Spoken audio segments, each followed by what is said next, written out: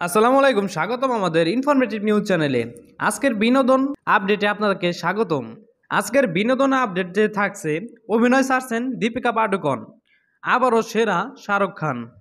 সবার প্রিয় অভিনেত্রী দীপিকা পাডুকোন তিনি এবার সিনেমা ছাড়ছেন, তবে চিন্তিত হওয়ার কারণ নেই। তিনি সিনেমা পুরোপুরিভাবে ছাড়ছেন না।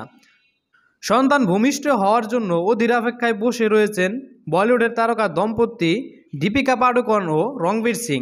পুরো সময়টাই দিচ্ছে নিজে ও নিজের গর্ভে থাকা সন্তানকে। এরই মধ্যে বক্স অফিসে ঝড় তুলেছে দীপিকার সদ্য মুক্তিপ্রাপ্ত সিনেমা কল্কি।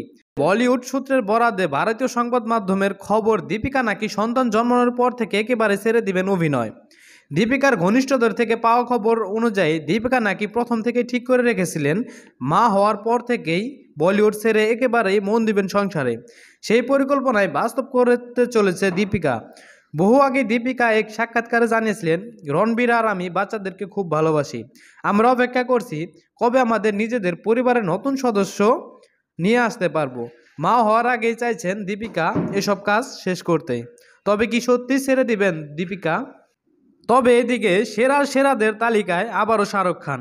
বলিউড বাদশাহ শাহরুখ খান এবার আন্তর্জাতিক চলচ্চিত্র উৎসব লোকার্নো ফিল্ম ফেস্টিভ্যাল সেরাদের তালিকায় মনোনীত হয়েছেন। আগামী 10ই আগস্ট তার হাতে কেরিয়ার অ্যাচিভমেন্ট অ্যাওয়ার্ড তুলে দেওয়া হবে।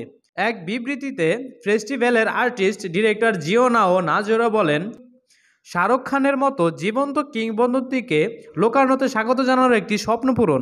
ভারতীয় চলচ্চিত্র তার অবদান অভূতপূর্ব। বিশ্বজুড়ে ভক্তরা তার চলচ্চিত্রগুলোকে থেকে যা আশা করেন তার আস্থা তিনি পূরণ করেন। আগামী 10ই আগস্ট ওপেন এয়ার পিয়াজো গ্র্যান্ডে পুরস্কার গ্রহণ করবেন শাহরুখ খান। একদিন তার কালজয়ী সিনেমা দেবদাস প্রদর্শিত হবে। শাহরুখ খান এবং দীপিকা পাডুকোনকে নিয়ে আপনার মন্তব্য কামনা করছি।